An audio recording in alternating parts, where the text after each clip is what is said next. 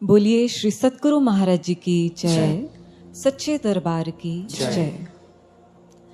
तमिलनाडु के महाबलीपुरम में एक ऐसी चट्टान है जो 20 फुट ऊंची, 250 टन भारी और केवल 4 स्क्वायर फीट एरिया पर खड़ी हुई है।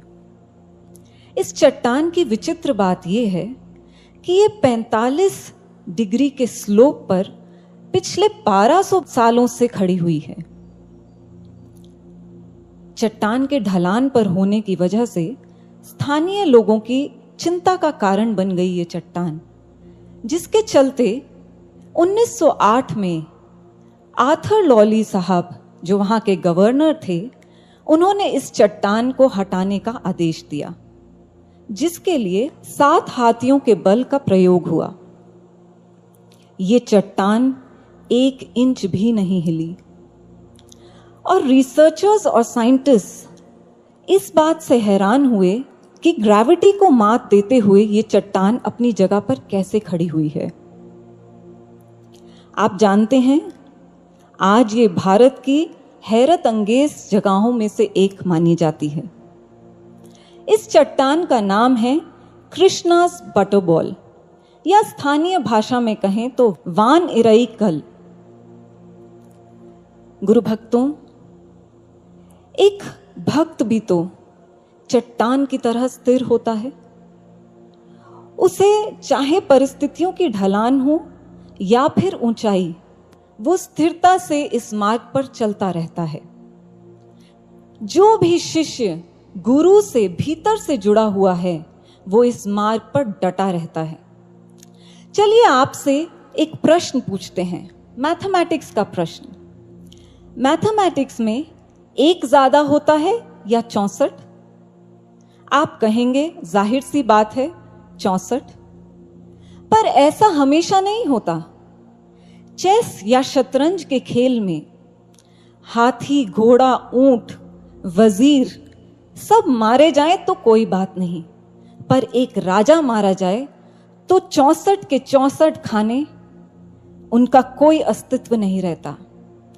चेस के खेल में 1 बड़ा होता है 64 से। पेड़ का ही गणित लेके देखिए, आप हजारों पत्तियों को पोषण दें पर पेड़ मुरझा जाएगा। अगर एक जड़ को पोषण दे दें तो हजारों पत्तियों को पोषण मिल जाएगा। पेड़ का गणित भी कुछ अलग है। गुरु और शिष्य का भी गणित कुछ अलग ही है।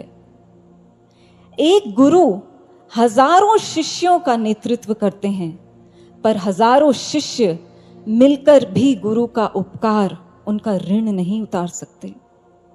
मैथमेटिक्स में हमें कहा जाता था कि प्रूव कीजिए left hand side is equal to right hand side. सज्जनों, ये मैथ्स में तो संभव है, पर गुरु और शिष्य के इस रिश्ते को कभी भी इक्वेट नहीं किया जा सकता। चलिए आपसे एक और प्रश्न पूछते हैं। क्या कभी किसी ने, क्योंकि आप इस गुरु दरबार से जुड़े हुए हैं, आपको ये कहा कि आप पागल हैं, या फिर आपके ऊपर पागलपन सवार है, या फिर ये कहा हो कि आपको तो दुनिया के हिसाब से जीना ही नहीं आता? हम जानते हैं आपके भीतर से एक बहुत बड़ा हाँ निकल रहा होगा। अगर ऐसा है तो निसंदेह आप बधाई के पात्र हैं। चलिए पहले इस शब्द पागल का अर्थ समझ लेते हैं। पागल का एक अर्थ होता है अपने दिमागी स्तर से गिर जाना, पर हम पागल उसको भी कहते हैं जो लक्ष्य के प्रति अडिग है, उसके अंदर जुनून है, वो हदें पार कर देता है। जैसे अक्सर हम कहते हैं कि उस बच्चे ने IAS की तैयारी के लिए पागलों की तरह मेहनत करी। सज्जनों, अगर आपको भी कोई पागल कहे तो निसंदेह आप बधाई के पात्र हैं, क्योंकि हम पागलपन की दूसरी डेफिनेशन की ओर संकेत कर रहे हैं। वैसे तो बहुत से शब्द हैं जिनके 2 मतलब होते हैं। जैसे अंग्रेजी का ही शब्द ले लीजिए, पेशेंट। अब पेशेंट का एक अर्थ होता है जो बीमार है और दूसरा अर्थ होता है जो धैर्यवान है। ऐसा ही पागलपन था रामतीर्थ जी में, स्वामी विवेकानंद में, रमन महर्षि में और अरबिंदो घोष में। आप जानते हैं, अरबिंदो घोष तो अपनी पत्नी को चिट्ठी लिखते हैं और कहते हैं कि मेरे पे पागलपन सवार है, एक जुनून है मेरे भीतर लक्ष्य को लेकर। और तो और रामतीर्थ जी ने तो दुनिया को संबोधित करते हुए लिख दिया, इन बिगड़े हुए दिमागों में अमृत के लच्छे हैं, हमें पागल ही रहने दो, हम पागल ही अच्छे हैं। विवेकानंद जी भी कहते हैं, you are mad after money, I am mad after God. You are mad, so am I, but I think my madness is after all the best.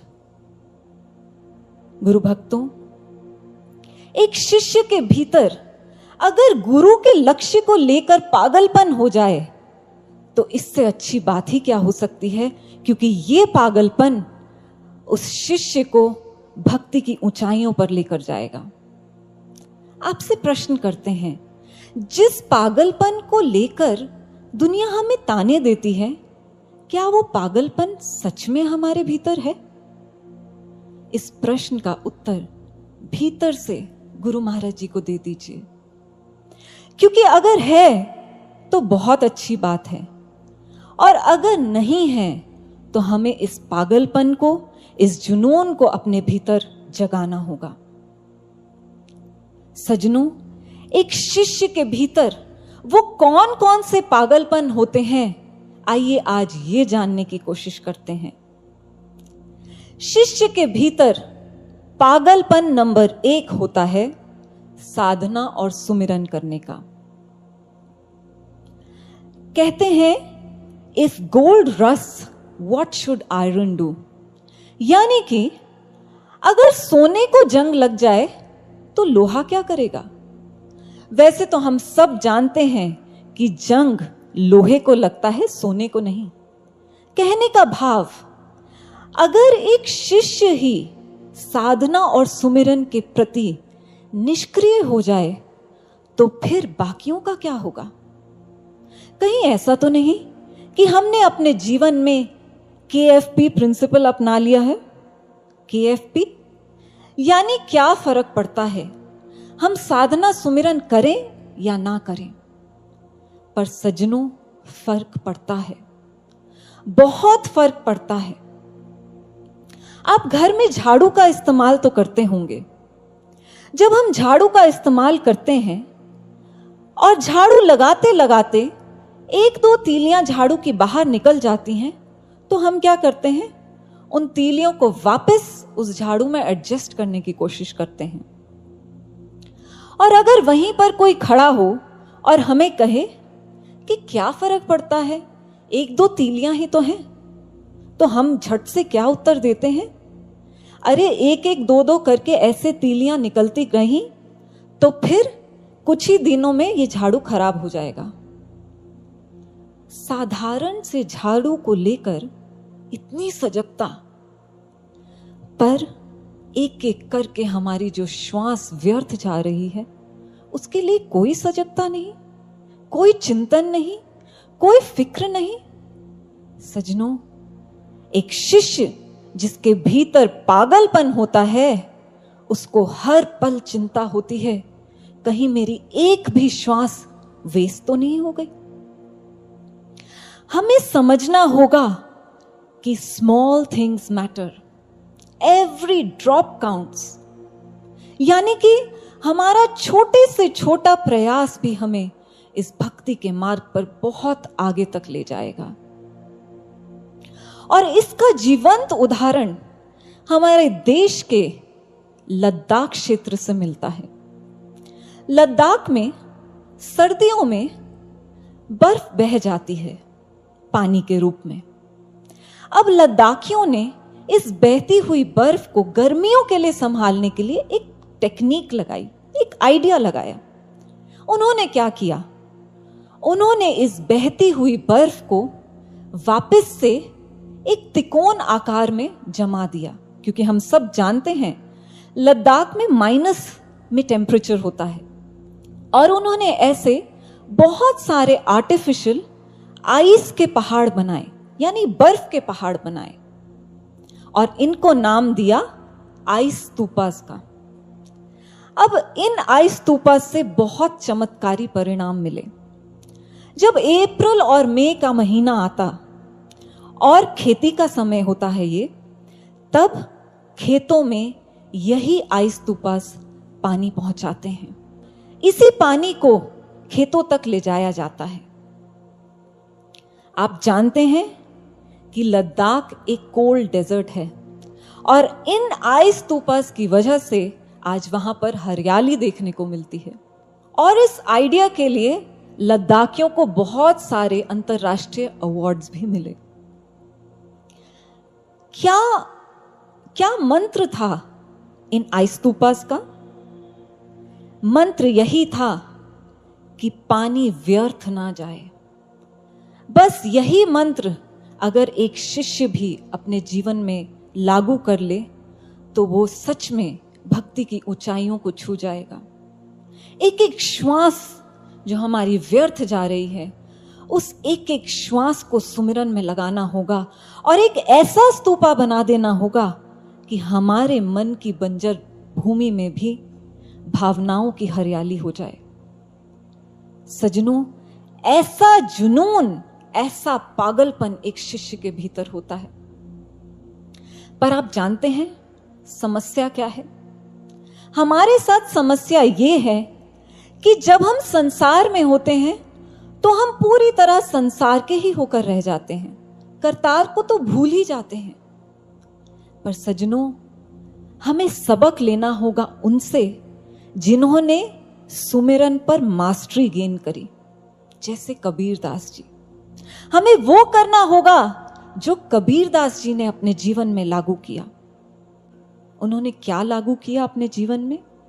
उन्होंने सुमिरन को लेकर अभ्यास किया, प्रैक्टिस की, और हमें भी यही करनी होगी। कहते हैं कि जब एक स्टूडेंट भरतनाट्यम सीखने जाता है तो उसको एक निर्देश मिलता है, that your eyes should follow your hands, यानी कि आपकी आंखें आपके हाथों को फॉलो करें। जहां जहां आपका हाथ जाए वहां वहां आपकी आंखें भी जाएं। अब पहले पहले जो स्टूडेंट होता है उसको बहुत मुश्किल होती है। उसको बार बार अपना ध्यान हाथों और आंखों के तालमेल पर बैठाना पड़ता है। पर आप जानते हैं, एक समय ऐसा आता है कि वो इतनी प्रैक्टिस कर लेता है कि जहां जहां उसके हाथ जाते वहां ऑटोमेटिकली उसकी आंखें जाती। बिना किसी प्रयास के उसकी आंखों और हाथों में एक तालमेल बैठ जाता। गुरु भक्तों, ठीक यही हमें भी करना है। हमें भी बार बार सुमिरन पर अपना ध्यान लेकर जाना होगा। जब हम संसारिक कार्यों में होते हैं, बार बार अपना ध्यान सुमिरन की ओर खींचिए। और एक समय ऐसा आएगा जब हम इतनी प्रैक्टिस कर लेंगे कि ठीक उस भरतनाट्यम डांसर की तरह स्वतः ही हमारा ध्यान सुमिरन की ओर चला जाएगा। आप जानते हैं, ओलंपिक्स की 15 सेकंड की परफॉर्मेंस के लिए एक स्पोर्ट्स पर्सन कितने साल मेहनत करता है, कितने साल प्रैक्टिस करता है? लगभग 15 साल। 15 सेकंड की परफॉर्मेंस के लिए 15 साल की प्रैक्टिस। सजनों, हमें भी अभ्यास करना होगा सुमिरन का। और एक दिन ऐसा आएगा, न केवल हमारी पकड़ सुमिरन पर बन जाएगी, हमारा ध्यान साधना में भी लगने लग जाएगा। साधना दो तरह की होती है। पहली साधना वो होती है जो महज औपचारिकता होती है। हमने सोचा है कि हमने साधना करनी है, हम साधना में बैठ जाते हैं। और फिर क्या होता है, साधना में हमें विचार आते हैं। कभी हम साधना में अपने रिश्तों की इच्छा पूर्ति हेतु विचार लेकर आते हैं, कभी हम अपनी फ्यूचर प्लानिंग्स कर रहे होते हैं साधना में ही बैठकर, और कभी तो ऐसा होता है कि किसी से मतभेद हो जाए तो वो ही वार्तालाप हमारे भीतर चल रही होती है। सज्जनों, ऐसी साधना हमें नहीं करनी। ये साधना नहीं है। हमें कैसी साधना करनी है?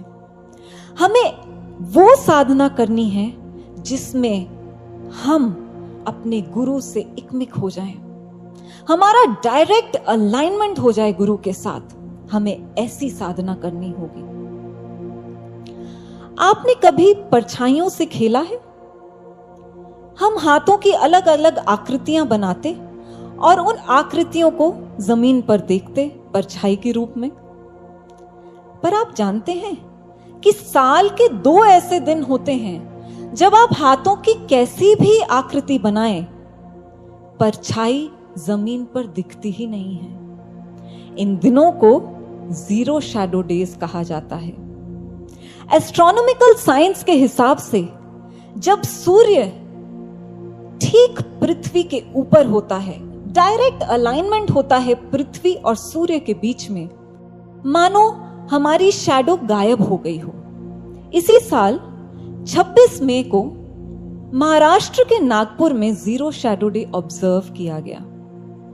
मानो इस दिन हम और हमारी परछाई एक हो गए हों। गुरु भक्तों, पृथ्वी रूपी शिष्य जब सूर्य रूपी गुरु के साथ एक तारतम्य स्थापित कर लेता है, एक डायरेक्ट अलाइनमेंट स्थापित कर लेता है, तो फिर विचारों रूपी हमारी परछाई, उसका महत्व ही नहीं रहता, वो महत्वहीन हो जाती है। और ऐसी ही साधना हमें करनी है। हम बहुत सारे विटामिन्स खाते हैं और आजकल के दौर में तो खासकर, पर एक शिष्य जानते हैं कौन सा विटामिन खाता है? वो खाता है विटामिन एस, साधना और सुमिरन का विटामिन। और उसके भीतर जुनून होता है साधना और सुमिरन को लेके। ऐसा ही जुनून था रामकृष्ण परमहंस जी के शिष्य स्वामी तुरायानंद जी में। एक दिन स्वामी तुरायानंद जी ने ठान ली कि अब से मैं जब भी साधना करूंगा, मेरा ध्यान कहीं नहीं जाएगा, बस मेरे लक्ष्य पर रहेगा। और साथ ही साथ उन्होंने ये भी ठाना कि जब भी मैं साधना करूंगा, मेरी रीढ़ की हड्डी बिल्कुल सीधे होगी। स्वामी तुरायानंद जी के गुरु भाई स्वामी विवेकानंद जी उनके बारे में क्या कहते हैं? स्वामी विवेकानंद जी कहते हैं कि जीवन के अंत तक जब भी उन्होंने स्वामी तुरायानंद जी को साधना करते देखा, उनकी रीढ़ की हड्डी एक तीर की तरह बिल्कुल सीधी रही। ऐसी साधना का जुनून, ऐसा पागलपन हम सभी को अपने भीतर भरना होगा। चलिए चलते हैं पागलपन नंबर 2 की ओर, जो एक शिष्य के भीतर होता है। और वो पागलपन क्या है? वो पागलपन है अपने विकारों से लड़ने का। कहते हैं राम तीर्थ जी कि जीवन में एक समय ऐसा आया जब भी वो कोई लेटर साइन करते थे तो नीचे राम तीर्थ नहीं लिखते थे, उन्होंने अपना सिग्नेचर ही चेंज कर दिया। वो लिखते थे राम ट्रूथ। उन्होंने तीर्थ में से आई को हटा दिया और तीर्थ में यू को ऐड कर दिया। जानते हैं क्यों? राम तीर्थ जी कहते थे कि मेरे जीवन में ये आय यानी कि अहम की कोई जगह नहीं है। अगर मेरे जीवन में किसी चीज की जगह है तो वो है ट्रूथ, यानी कि सच, वो मेरा ईश्वर। और किसी चीज की जगह मेरे जीवन में है ही नहीं। पर सज्जनों, कहीं ऐसा तो नहीं कि हम गुरु दरबार में आई स्पेशलिस्ट बनने की होड़ में हैं? सज्जनों, हम यहां इन 2 आंखों वाले आई स्पेशलिस्ट की बात नहीं कर रहे। हम इंग्लिश के अल्फाबेट आई यानी अहंकार, मैं की बात कर रहे हैं। क्योंकि ये अहंकार बहुत सूक्ष्म दरवाजे से हमारे भीतर खटखटाता है और हमारी भक्ति को तहस नहस करके रख देता है। क्या कभी आपके साथ ऐसा हुआ है कि किसी सेवा को लेकर आपकी बहुत तारीफ करी गई हो और आपने झट से उत्तर दे दिया हो कि सब महाराज जी की कृपा से ही हुआ, पर भीतर से उस मैं ने अपनी गर्दन खड़ी करी और उसने कहा कि इस सेवा के लिए मैंने भी तो बहुत मेहनत की थी। हमारे भीतर से अहंकार की बू आने लग जाती है। पर सज्जनों, हम भूल जाते हैं कि गुरु किसी भी शिष्य से कभी भी कोई भी सेवा करवा सकते हैं। इसलिए हमें अपने जीवन में इस मैं को हटाना होगा, क्योंकि ये हमारी भक्ति रूपी गाड़ी का रिवर्स गियर है।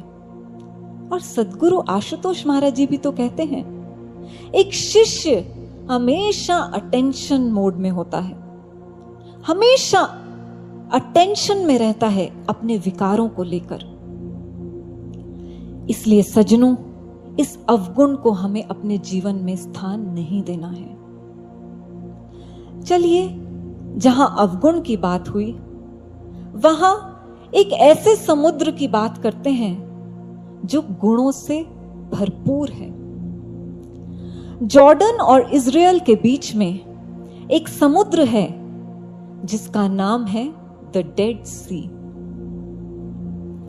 अच्छा, आपसे पूछते हैं कि अगर बीच समुद्र में किसी को धक्का दे दिया जाए और उसको तैरना ना आता हो तो वो डूबेगा या नहीं? जाहिर सी बात है, आप कहेंगे डूबेगा ही डूबेगा। पर डेड सी की एक बहुत विचित्र बात है, इसमें आप चाहकर भी नहीं डूब सकते, क्योंकि इसके पानी में इतने सॉल्ट्स और मिनरल्स हैं कि ये ऑटोमेटिकली किसी भी बॉडी को ऊपर की ओर धकेलता है। इसके औषधीय गुण इतने ज्यादा हैं कि यहां पर लोग दूर दूर से औषधीय स्नान करने आते हैं। सज्जनों, ठीक इस डेड सी की ही तरह हमें अपने जीवन में गुणों को स्थान देना होगा। आंतरिक स्वच्छता का अभियान चालू कर देना होगा। हमें सेल्फ इंट्रोस्पेक्शन करनी होगी, हमें सेल्फ एनालिसिस करना होगा। और अगर हम ऐसा करते हैं तो किसी भी परिस्थिति में या फिर किसी भी नेगेटिव सिचुएशन में हम तैर कर पार हो जाएंगे, हम डूबेंगे ही नहीं। पर ये कहने में जितना आसान है, करने में उतना ही मुश्किल है। और वो ही शिष्य अपने ऊपर काम कर सकता है जिसे गुरु से प्रेम हो। प्रेम भी कैसा? जैसा चाणक्य को था अपनी मां के प्रति। आप जानते हैं एक दिन क्या हुआ? चाणक्य की मां चाणक्य के चेहरे को देखकर जोर जोर से रोने लग गई। अब चाणक्य ने अपनी मां से पूछा कि मां, आप मुझे देखकर रो क्यों रही हैं? तो मां ने नन्हे चाणक्य को उत्तर दिया कि तू बड़ा होके राजा बनेगा ना, और अपनी इस गरीब मां को छोड़कर चला जाएगा ना। अब चाणक्य ने बहुत विस्मय से अपनी मां की ओर देखा और उसने पूछा कि मां, आप ऐसा कैसे कह सकती हैं? तो मां ने उत्तर दिया कि तेरे ये आगे के जो 2 दांत हैं ना, इनमें राजा बनने के लक्षण हैं। बस इन्हें देख के मुझे पता चल गया कि तू राजा बनेगा और मुझे छोड़कर चला जाएगा एक दिन। आप जानते हैं नन्हे चाणक्य ने क्या किया? चाणक्य बाहर गए, उन्होंने एक बड़ा सा पत्थर लिया और अपने ऊपर प्रहार किया और उन 2 दांतों को तोड़ दिया। वापस अंदर आए और हंसते हुए अपनी मां को कहते हैं कि मां, ले, ये राजा बनने के लक्षण वाले दोनों दांतों को मैंने तोड़ दिया। अब ना मैं राजा बनूंगा और ना ही तुझे कभी छोड़कर जाऊंगा। ऐसा था चाणक्य का प्रेम अपनी मां के प्रति। सजनों, आज आपसे पूछते हैं, जिन गुरुदेव ने हमें सब कुछ दिया, क्या हमारे भीतर प्रेम है उन गुरुदेव के लिए?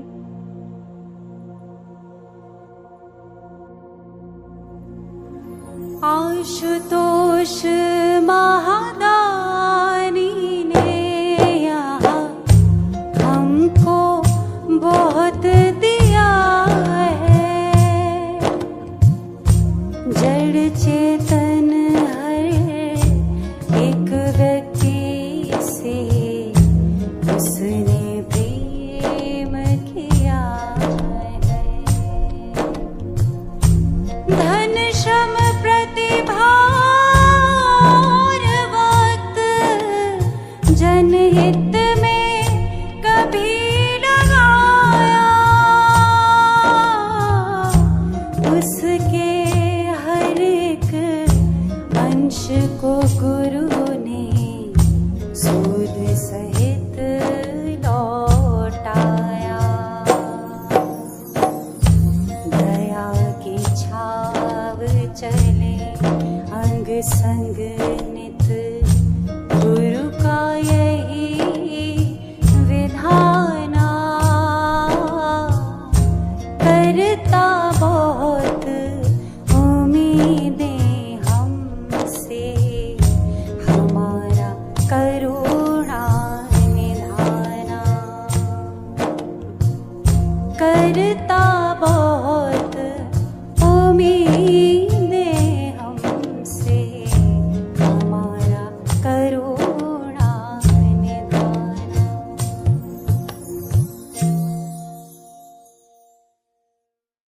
सजनों, चाणक्य को तो अपनी मां से प्रेम था, पर हमें शायद अपने गुरु से प्रेम नहीं। और अगर हमें अपने गुरु से प्रेम है तो हमें भी अपने विकारों रूपी इन दो दांतों को तोड़ना होगा। हमें विकारों से बाहर निकलना ही होगा। वो हर एक थॉट, वो हर एक व्यक्ति, वो हर एक आदत जो हमें पता है कि हमें अपने गुरु से दूर कर रही है, उसे हमें अपने जीवन में स्थान नहीं देना। हमें अच्छाइयों की ओर बढ़ना है, बुराइयों की ओर नहीं। और यही समय है हमारे पास, इसके बाद हमें समय नहीं मिलेगा। किसी ने ठीक ही तो कहा है कि बुराइयों की मिसाल ऐसी होती है जैसे पहाड़ से उतरना। एक कदम उठाओ तो बाकी सभी कदम अपने आप उठते जाते हैं। और अच्छाई की मिसाल ऐसी होती है जैसे पहाड़ पर चढ़ना। हर एक कदम पिछले कदम से मुश्किल होता है, पर हर एक कदम पर बुलंदी मिलती है। बस हम भी अगर अपने विकारों को त्याग दें तो हमें भी बुलंदी मिलेगी इस मार्ग पर। एक बार एक गुरु बहन महाराज जी के समक्ष प्रार्थना करती हैं कि महाराज जी, आप जब समाधि से लौट कर आएंगे तो ऐसी कौन सी चीज है जो हम आपके चरणों में अर्पित कर दें, क्योंकि अब संसार की हर चीज साधारण सी महसूस होती है। ऐसी कौन सी असाधारण चीज है जो हम आपके चरणों में अर्पित करें जब आप समाधि से लौट कर आएंगे, क्योंकि महाराज जी तब आप भगवान का रूप लेकर आएंगे ना। तो भगवान के चरणों में कोई साधारण चीज तो नहीं अर्पित की जा सकती ना। महाराज जी ने अनुभव में उस बहन के आकर, जानते हैं उन्हें क्या कहा कि अगर तुम कुछ अर्पित ही करना चाहते हो तो अपना नवीन स्वरूप मेरे चरणों में अर्पित कर दो। गुरु भक्तों, सच में अगर हम महाराज जी के चरणों में कुछ अर्पित करना चाहते हैं तो अपना नवीन स्वरूप, जिसके भीतर कोई विकार नहीं है, उसे गुरु महाराज जी के चरणों में अर्पित करें जब वो समाधि से लौट कर आए। ऐसा जुनून, ऐसा पागलपन एक शिष्य के भीतर होता है। चलिए चलते हैं पागलपन नंबर 3 की ओर, जो एक शिष्य के भीतर होता है, और वो है सबके साथ चलने का, एक साथ एकजुट होकर चलने का, संगठित रहने का। हमारे ऋषि महर्षियों ने तो पहले ही कह दिया कि पूरा विश्व एक कुटुंब है, और दिव्य ज्योति जागृति संस्थान भी तो पूरे विश्व में शांति लाना चाहता है। पर सज्जनों, इससे पहले कि हम पूरे विश्व में शांति लाएं, हम सबको संगठित होकर रहना होगा, एकता के सूत्र में बंधना होगा। हमारे पास कोई और चारा नहीं है। अगर हम ऐसा नहीं करेंगे तो हम अपने गुरु महाराज जी को प्रसन्न नहीं कर पाएंगे। भगवान श्री राम के जीवन की एक बहुत सुंदर घटना आती है। जब भगवान श्री राम वन में मां सीता की खोज कर रहे थे और उन्हें वहां जटायु जी मिले, तो जटायु जी ने पहले ही बता दिया था प्रभु श्री राम को कि रावण मां सीता को दक्षिण दिशा में लेकर गया है। पर जब खोज की टोली बनी, सुग्रीव ने 4 दल बनाए, तब प्रभु श्री राम ने एक बार भी नहीं कहा कि मुझे पहले ही पता है कि सीता जी तो दक्षिण दिशा में है। वो चुप रहे। आप जानते हैं क्यों? क्योंकि वो सबको साथ लेकर चलना चाहते थे और स्वयं सबके साथ चलना चाहते थे। और यही तो गुरु महाराज जी ने हमें बार बार समझाया है। एक बार महाराज जी अपने शिष्यों के साथ बैठे थे, अपने आसन पर विराजमान थे। सभी शिष्य इकट्ठे महाराज जी के समक्ष बैठे थे, पर उनमें से एक शिष्य ऐसा था जो दूर पीछे दरवाजे के पास बैठा था। महाराज जी ने उस शिष्य को बुलाया और महाराज जी ने कहा, वो नहीं सुना तुमने, अलग थलग जो रहते हैं वो पथ पे ही गिर जाते हैं। देखा आपने भक्तों, छोटी छोटी बातों से महाराज जी ने हमें यही समझाया कि हम एकजुट होकर रहें। चाहे कितनी भी मजबूत ईंटें हों, पर वो मजबूत दीवार नहीं बना सकती जब तक उन ईंटों के बीच में सीमेंट ना भरा जाए। ठीक ऐसे ही सज्जनों, चाहे हमें लगे कि हम कितने भी मजबूत शिष्य हैं, हम विश्व शांति रूपी मजबूत दीवार को नहीं खड़ा कर सकते जब तक हम सब के बीच में महाराज जी के आदर्शों रूपी सीमेंट ना भरा हो। वो सीमेंट क्या है? वो सीमेंट है प्रेम से संगठन में रहने का, एक दूसरे की गलतियों को नजरअंदाज करने का, महाराज जी ने जो आदर्श सिखाए हैं उन पर चलने का। ये है महाराज जी के आदर्श रूपी सीमेंट। कहते हैं ना, जब कोई किसी को पसंद करता है तो उसकी सभी बुराइयों को भूल जाता है, पर जब कोई किसी को नापसंद करता है तो उसकी सभी अच्छाइयों को भूल जाता है। पर सज्जनों, हम शिष्य हैं, हमें अच्छाइयों को भूलना नहीं है, हमें एक दूसरे की अच्छाइयों को लेकर चलना है, हमें एक दूसरे में अच्छाइयों को देखकर आगे बढ़ना है। चलिए आपसे प्रश्न पूछते हैं, क्या आप गुरु महाराज जी के लिए मरने मिटने के लिए तैयार हैं? हम जानते हैं आप सबके भीतर से एक बहुत बड़ी हाँ निकल रही होगी, पर सज्जनों, महाराज जी हमसे ये नहीं चाहते। एक बार महाराज जी ने स्वयं कहा कि गुरु के लिए मरना तो बहुत आसान है, पर गुरु के लिए जीना बहुत मुश्किल है। और हम सब जानते हैं कि महाराज जी क्या चाहते हैं हमसे। हम सब जानते हैं कि कैसा जीवन महाराज जी हमसे चाहते हैं, हम कैसे जिएं। पर अफसोस की बात, आप जानते हैं हम कैसे जीते हैं? छोड़ दिया तन से जो कुछ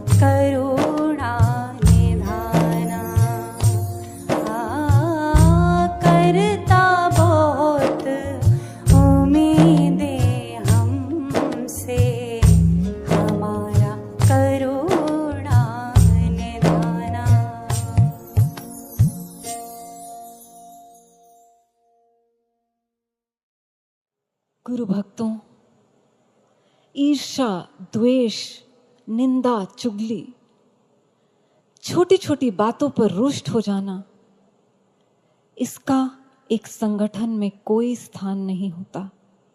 अगर हम संगठित होकर चलना चाहते हैं तो हमें इन सब को त्यागना होगा, क्योंकि हमारा लक्ष्य है विश्व शांति का। और हमें इन छोटी बातों में नहीं उलझना है, क्योंकि महाराज जी हमसे खुश नहीं होंगे। आप जब महाराज जी समाधि से लौटकर आएंगे और हमसे ये प्रश्न करेंगे कि क्या तुम वैसे जिए जैसे मैं चाहता था, तो या तो हमारी नजरें झुकी होंगी या फिर हम महाराज जी को कह पाएंगे कि हाँ जी महाराज जी, हमने एक प्रयास तो जरूर किया था, ईमानदार प्रयास। इसलिए गुरु भक्तों, हमें एक दूसरे के साथ मिलकर चलना होगा, एक दूसरे की कमियों को नजरअंदाज करना होगा, तभी हम गुरु को प्रसन्न कर पाएंगे। और यही जोश, पागलपन और जुनून एक सच्चे भक्त में होता है। गुरु भक्तों, यही 3 पागलपन हैं जो हमें भक्ति की ऊंचाइयों पर लेकर जाएंगे। साधना और सुमिरन का पागलपन, जिसमें हम विटामिन एस को अपने जीवन में स्थान दें, यानी कि उस साधना को और सुमिरन को।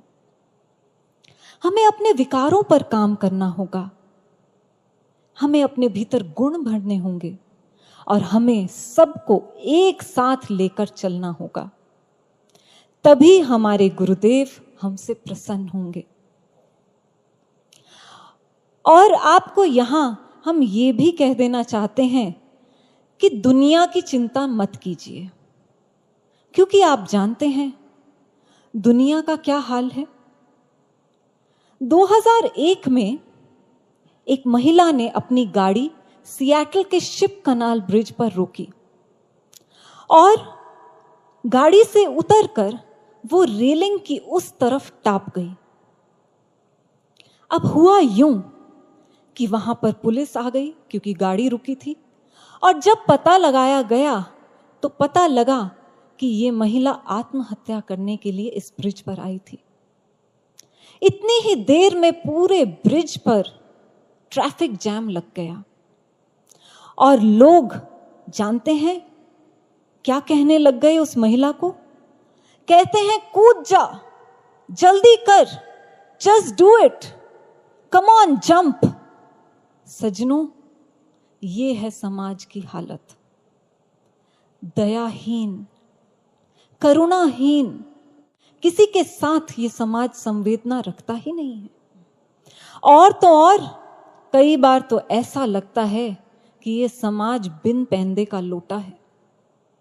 यही तो हुआ ना, जब हनुमान जी लंका में गए और उनकी पूंछ पर आग लगाई गई तो सभी लंकावासी बाहर निकलकर हंसने लग गए, तालियां बजाने लग गए, खुशी मनाने लग गए।